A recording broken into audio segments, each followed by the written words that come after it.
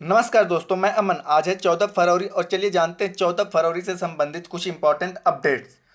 तो आज का पहला अपडेट है क्रिस्टोस सरतजेताकिस का फरवरी 2022 में निधन हो गया। वह किस देश के पूर्व राष्ट्रपति थे? तो यहाँ पे जानते हैं फरवरी 2022 में ग्रीस के पूर्व राष्ट्रपति क्रिस्टोस सरतजेताकिस का निधन हो गया। वह पहली बार 1963 में दक्षिणपंथी पंथी चरमपंथियों द्वारा राजनीतिज्ञ ग्रीगोरिस लैब्राकिस की हत्या में एक जांच न्यायाधीश के रूप में अपनी भूमिका से उभरे हुए थे, जिसे बड़े पैमाने पर विरोध का प्रदर्शन का सामना भी करना पड़ा था।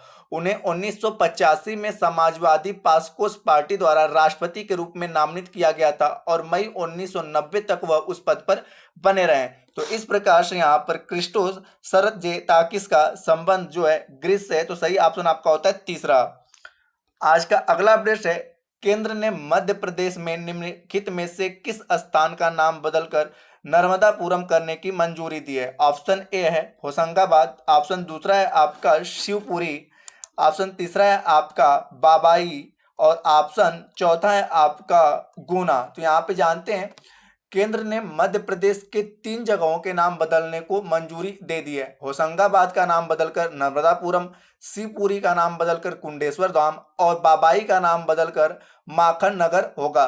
प्रसिद्ध पत्रकार और कवि माखनलाल चतुर्वेदी के नाम पर बाबाई का नाम बदलकर माखन नगर कर दिया गया। हाल ही में भोपाल के हबीबगंज स्टेशन का नाम बदलकर रानी कमलपति कर दिया गया था।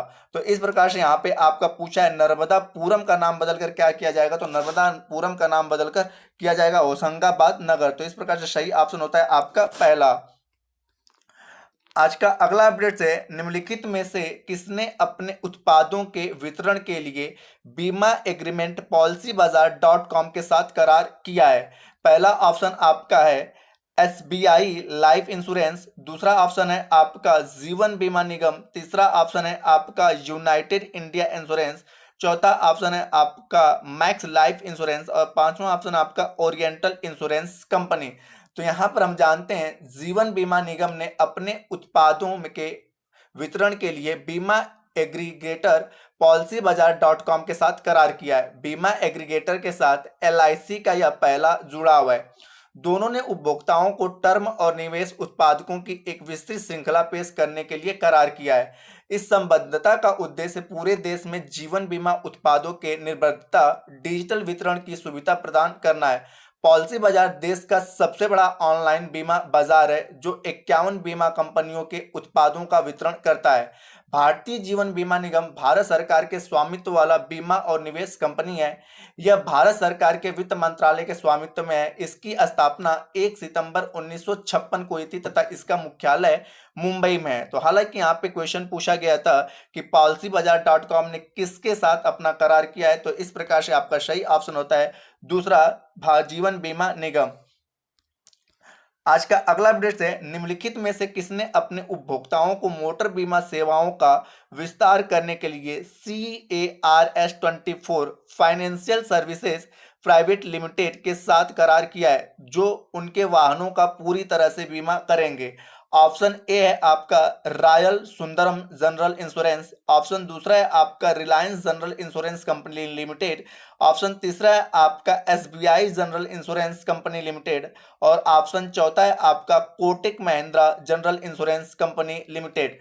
तो यहाँ पर हम जानते हैं Kotak Mahindra general insurance company limited ने CARS24 financial services private limited के साथ करार किया है। CARS24 फाइनेंशियल सर्विस CARS24 की एक सहायक कंपनी है जो एक online use car market plus है।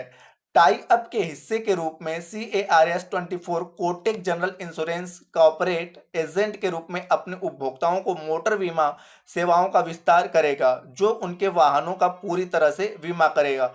Kotak Mahindra general insurance company limited एक सामान्य बीमा कंपनी है जिसका मुख्यालय मुंबई में है। यह मोटर, स्वास्थ्य, घर और अन्य जैसे गैर जीवन बीमा उत्पादकों का उपभोक्ता उत्पादकों का सेवा प्रदान करता है। तो इस प्रकार से आपका सही ऑप्शन है चौथा Kotak Mahindra general insurance limited. Kotak Mahindra general insurance limited के साथ CARS ने अपना साझा किया है। अगला ऑप्शन है अंतर्राष्ट्रीय ओलंपिक समिति ने लॉस एंजलिस में 2028 के ग्रीष्मकालीन खेलों के लिए निम्नलिखित में से किस मुख्य खेल को शामिल करने की मंजूरी दी है। ऑप्शन ए है सर्फिंग, ऑप्शन दूसरा है आपका स्केट बोर्डिंग, ऑप्शन तीसरा है आपका खेल चढ़ाई और ऑप्शन चौथा है 1, 2 और 3 तीनों।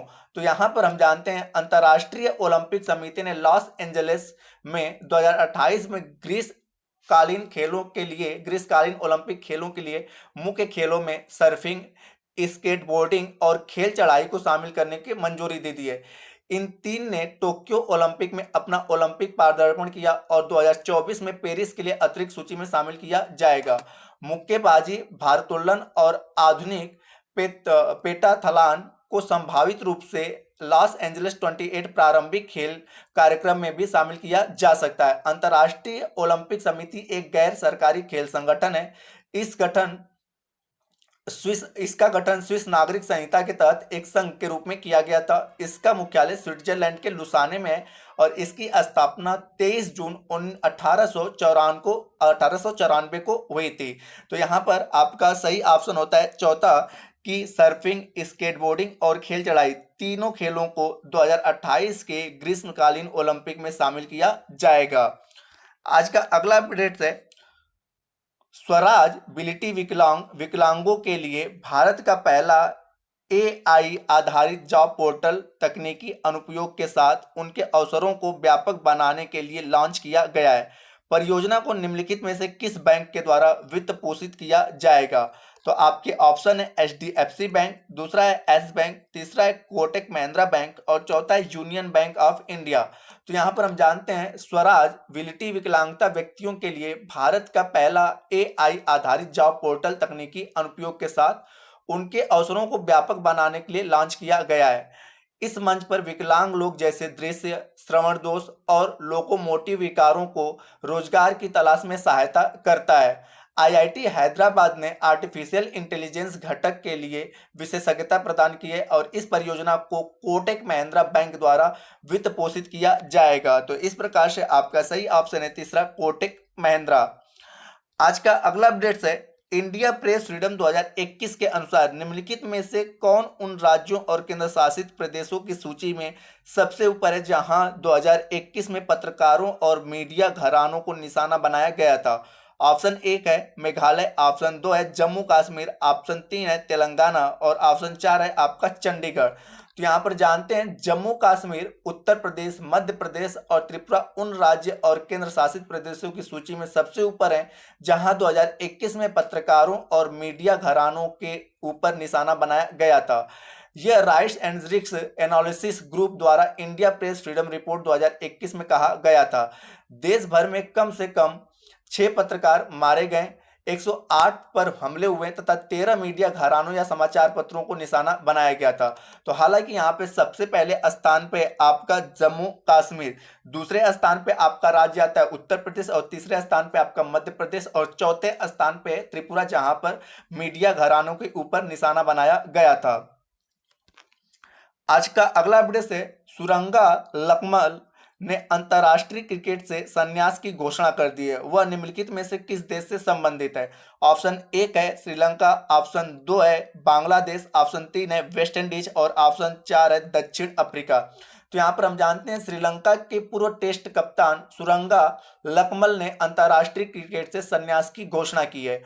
उन्होंने डर्बीशायर क्रिकेट क्लब के साथ 2 साल का करार किया है। लकमल ने टेस्ट क्रिकेट में अपना सर्वश्रेष्ठ प्रदर्शन किया, अब तक 68 मैचों में 168 विकेट लिए हैं।